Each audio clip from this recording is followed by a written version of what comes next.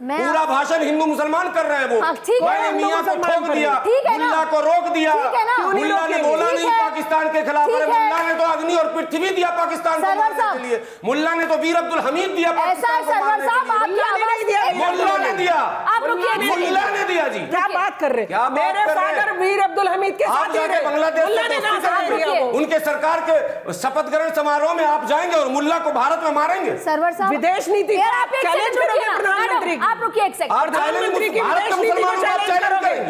भारत मुसलमानों के बाप का चैलेंज करेंगे। आप लोगों ने कर हमारे बाप का भारत है। एक मिनट आपको चुप होना पड़ेगा। और सरवर साहब, ये आप जो तेज आवाज करके सोचते हैं ना कि आप हिंदुस्तान पे कब्जा कर लेंगे, आप आवाज नीचे कीजिए पहले, आप आवाज नीचे कीजिए पहले। कब हो जाएगा? इस शो में आवाज तेज नहीं होगी, होगी तो नहीं होगी तो नहीं करेंगे हम। हाँ, तो आप चिल्लाना नहीं, हमें नहीं करना, हमें नफरत का हिस्सा नहीं बनना। आप चिल्लाकर सोच रहे हैं कि हिंदुस्तान पे कब्जा करेंगे? नहीं नहीं, हमें ये शो मेरा है, इसमें आवाज मेरी तेज होगी। आपको मुबारक हो। देश से भगाएंगे, क्या तरीका है? नफरत का हिस्सा सच बोलना पड़ेगा। मुझे पता होता है कि पैनल सर मेरी बात सुनिए आप। सर, आपको जाना है, आप जाइए। और बात सही है, जो नफरत फैलाएंगे वो इस शो का हिस्सा नहीं बन सकते। जो नफरत फैलाएंगे बस। मुझे नफरत का हिस्सा नहीं बनना। सर, आपके पास जवाब नहीं है शिक्षा पे। आपके पास जवाब है तो बैठ के शिक्षा दीजिए। कोई जवाब दे दीजिए। आपके पास शिक्षा का जवाब है। आपके पास जवाब है शिक्षा का। कातिल पर बुलडोजर चलना चाहिए या नहीं? आपके पास जवाब है शिक्षा का। शिक्षा पे जवाब नहीं है आपके पास, किसी चीज पे जवाब नहीं है आपके पास। आवाज नीचे करके बात कीजिए आप। भाई आपसे पूछ आप रुकिए ना मैडम, आप रुकिए। असद ने क्या किया? आपसे सिर्फ इतना ही तो सवाल किया। मैडम आप रुकिए एक सेकंड। आपसे ये पूछ रहे ना कि आप तामील क्या देते हैं? करना चाहते हैं? आप चाहते हैं तीनों में से? सर, हम चाहते हैं कि आपकी तामील क्या है? एंकर के सवाल का आप तामील क्या देते हैं अपने बच्चों को? आप अपने बच्चों को तामील क्या देते हैं? ये एक हफ्ते में हुई है। आप अपने बच्चों को तामील क्या देते हैं? आप अपने बच्चों को क्या तामील दे रहे हैं? आपके पास जवाब नहीं है। नहीं, आप त्यागी की बात नहीं करेंगे। केंद्र सरकार से सब कुछ लेना है आपको। आपको इस देश को अपना देश मानना ही नहीं है। बात करेंगे आपके पास जवाब ही नहीं है। आपके पास जवाब ही नहीं है। बस केंद्र सरकार से आपको सब कुछ योजनाएं ले लेनी है। इस देश के लिए कुछ करना नहीं है आपको। और ऊपर से तेज आवाज नहीं हो सकती है यहाँ पर। मैं कर नहीं पाऊंगा। मैडम, मैं आपसे बात कर रही हूँ। हाँ, तबीयत तो होगी खराब जब आपके पास जवाब नहीं है तो। मुझे नफरत फैलाने। सर, आप लोग और आप जैसी मानसिकता सिर्फ नफरत फैलाने आए। या तो बैठिए और शिक्षा पे जवाब दीजिए कि क्यों डॉक्टर इंजीनियर नहीं बनाते आप, क्यों IAS अफसर नहीं बनाते आप, क्यों नहीं होता है? उस हत्या का कुर्बानी से कोई संबंध नहीं। सर, नैरेटिव की बात नहीं है, हिम्मत की बात है, उस सोच की बात है, कट्टरता वाली। मैडम, आपसे बात कर रही थी मैं। आप ये बताइए, क्या लैक ऑफ एजुकेशन है कि असद अगर पढ़ता लिखता और असद जैसे तमाम लोग पढ़ाई लिखाई करते तो क्या इस राह पर नहीं चलते? और मैं चाहूंगी आप मुझे एड्रेस करें, आपको किसी और को एड्रेस नहीं करना। यहाँ पर पढ़ाई शिक्षा इसकी बात ही नहीं है। कैसे नहीं है? पूछे क्यों? डॉक्टर भी तो निकले हैं ना, डॉक्टर तो पढ़े लिखे थे ना, जो जहर इकट्ठा कर रहे थे वो तो पढ़े लिखे डॉक्टर थे ना।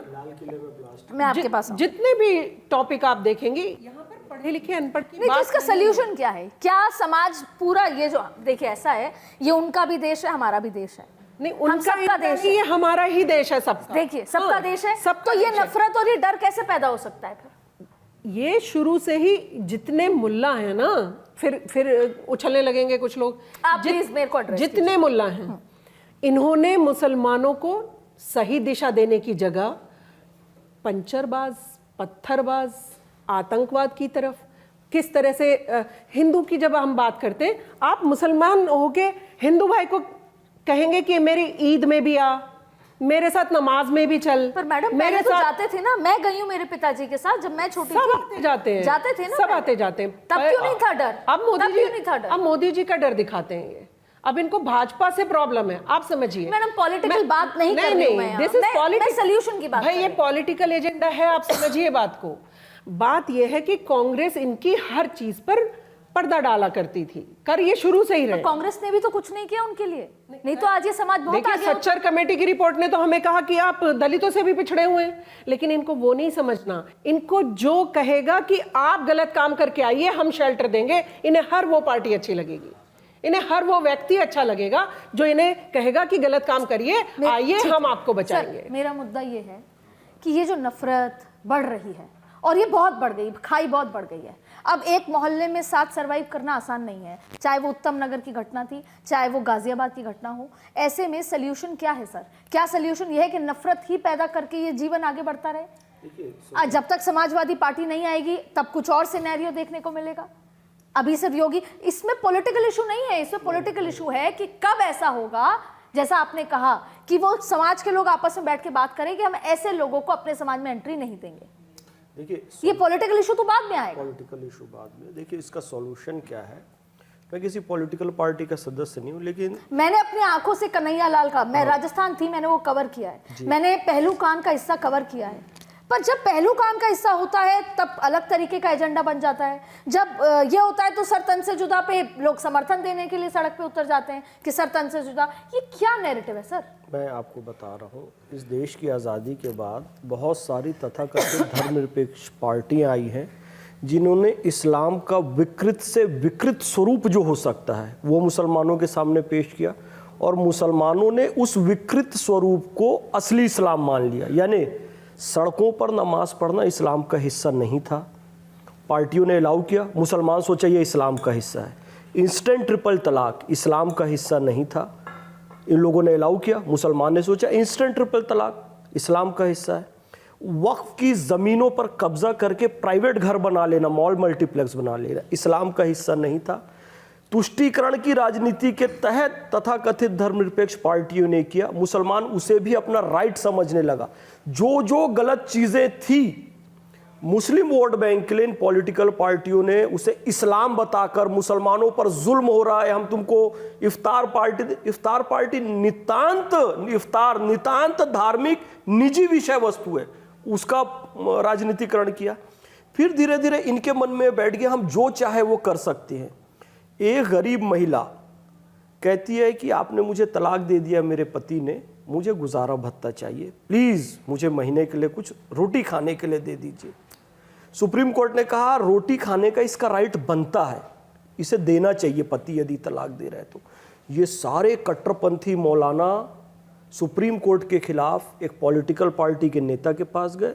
वो पॉलिटिकल पार्टी का नेता संसद में कानून बनाकर सुप्रीम कोर्ट के नियम को बदलता है और उस मुस्लिम महिला के रोटी खाने के राइट को छीन लेता है। तो ये मौलानाओं की कितनी हिम्मत बढ़ गई सोचिए। अब जब इनकी हिम्मत बढ़ती गई तो हत्या तक करना ये अपना राइट समझने लगे, क्योंकि अतीक जैसा व्यक्ति एक मुख्यमंत्री को बुलाकर अपने कुत्ते से हाथ मिलवाता है, वो मिलाता है तो मुसलमानों में मैसेज गया कि हम कुछ भी करें हमारे वोट के लिए ये हमारे कुत्ते से भी हाथ मिलाएंगे। होते होते परिणाम ये हो गया कि बकरीद के नाम पर, होली के नाम पर मुसलमान हिंदुओं को खुलेआम काट रहा है।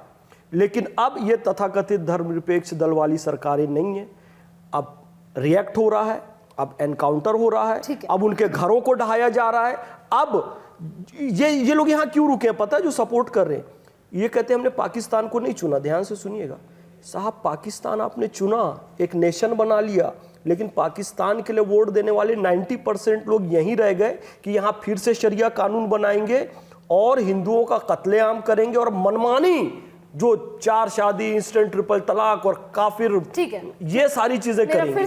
सर तो अब सॉल्यूशन क्या है सुन लीजिए। सरवर साहब से सॉल्यूशन नहीं वो तो सॉल्यूशन देगी ना, वो तो कातिल का सपोर्ट कर चुके हैं। आप मेरे को एड्रेस कीजिए बस। हाँ। मैं ये कह रहा हूं अब मदरसों में केवल और केवल राष्ट्रवादी शिक्षा दी जाए, उर्दू मीडियम हो, अरबी मीडियम हो, लेकिन उसमें भारत और भारतीय गौरव के विषय में बताया जाए, बाबर, औरंगजेब, ये सबको खत्म किया जाए। मदरसे जब सुधर जाएंगे, बच्चे सुधर जाएंगे, माँ बाप सुधर जाएंगे, हाँ तभी ये सुधरेंगे। हाँ तालीम पे।